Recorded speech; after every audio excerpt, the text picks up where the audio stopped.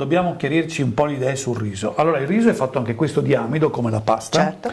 però ha un indice glicemico molto molto alto, quindi quando noi mangiamo un piatto di riso assorbiamo gli zuccheri dell'amido molto rapidamente.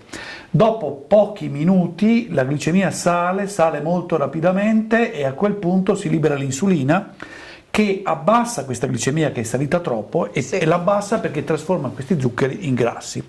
Allora, quello che dobbiamo tutti comprendere è che mentre la pasta la possiamo mangiare tutti i giorni e va bene mangiarla tutti i giorni, il riso non dovrebbe essere un piatto di tutti i giorni. Qualcuno dice che il riso è dietetico e lo è veramente solo per l'aspetto del glutine, nel senso che nel riso non c'è glutine, quindi un celiaco può mangiare il riso o la pasta di riso senza alcun problema di assumere glutine. Ma qui finisce la dietetica del riso, perché ha un indice glicemico alto e poi perché, le cuoche me lo insegnano, il riso va tostato, quindi assorbe del condimento nella tostatura e poi ma di solito viene mantecato e la mantecatura, in questo caso no, questo è un aspetto molto positivo, ma la mantecatura del riso comporta un ulteriore arricchimento di questo piatto in grassi e nel condimento che è molto calorico.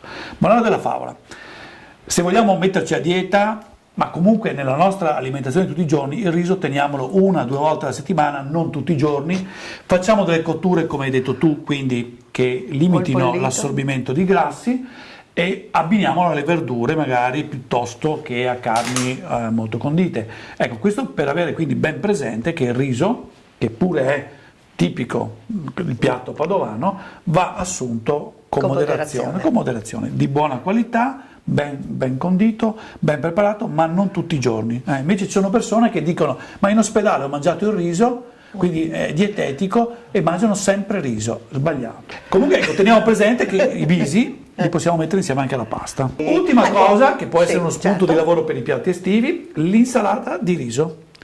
Quando arriva l'estate tutti mangiano insalata di riso pensando di mangiare una cosa dietetica, ma c'è il Würstel, l'uovo, i capperi, un sacco di cose, c'è il riso.